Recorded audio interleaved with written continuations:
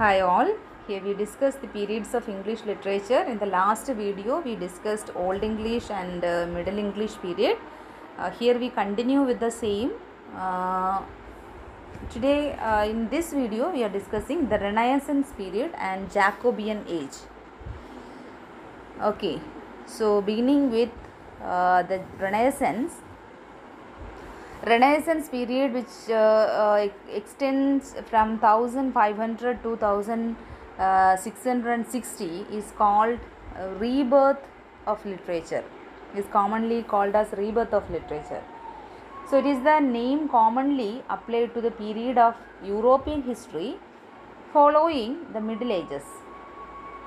It is usually said to have begun in Italy in the late 14th century and to have continued in Italy and other countries of Western Europe through the 15th and 16th centuries.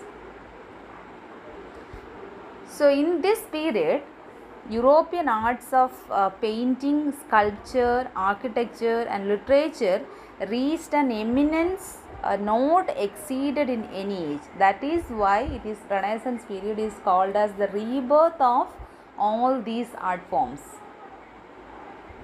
The development came late to England in the 16th century and did not have its flavoring until the Elizabethan and Jacobean periods.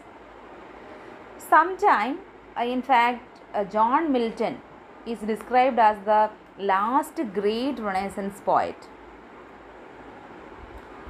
Beginning in the 1940s, a number of historians have replaced the term Renaissance with early modern to designate the span from the end of Middle Ages until late in the 17th century.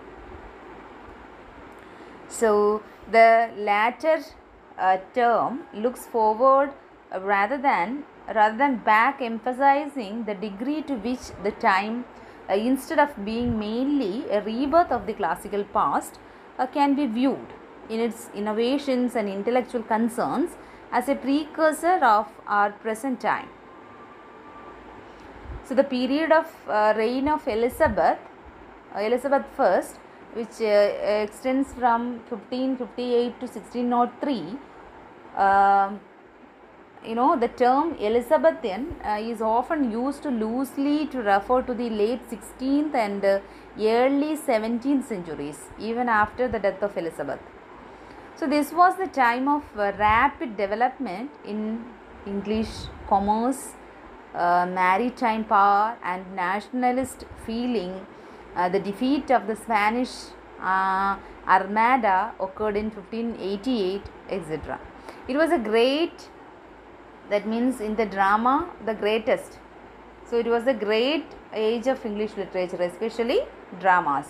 So the age of Sir Philip Sidney, Christopher Marlowe, Edmund Spenser, William Shakespeare, Sir Walter Raleigh, Francis Bacon, Ben Jonson and many other extraordinary writers of prose and of dramatic, lyric and narrative poetry.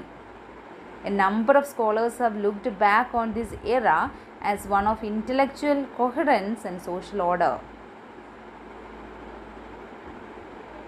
So it was an example was E.M.W. Tilliard's The Elizabethan World Picture, which was published in 1943. So that's all about the Renaissance period and Elizabethan age. And Elizabethan age comes under Renaissance period. And next one is Jacobean. So the reigns of James I, which is from 1603 to 1625, which followed that of Queen Elizabeth. So this was the period of really prose writings, especially of Bacon's John Donne sermons, Robert Burton's Anatomy of Melancholy and the King James translation of the Bible.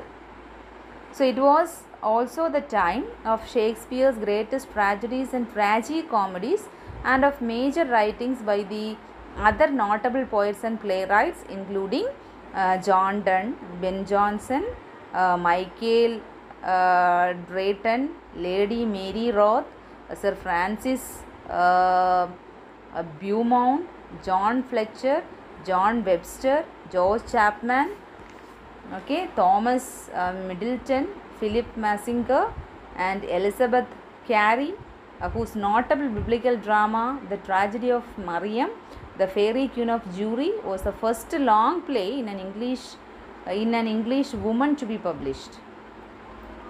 So in Basil Valley, the 17th century background, Douglas Bush, English literature in the early 17th century, and Wedgwood, 17th century English literature. Okay, these are the sources of it. So that's all about Jacobean period, and about Caroline age and Commonwealth period and neoclassical period we will be discussing in the next video. Okay, thank you.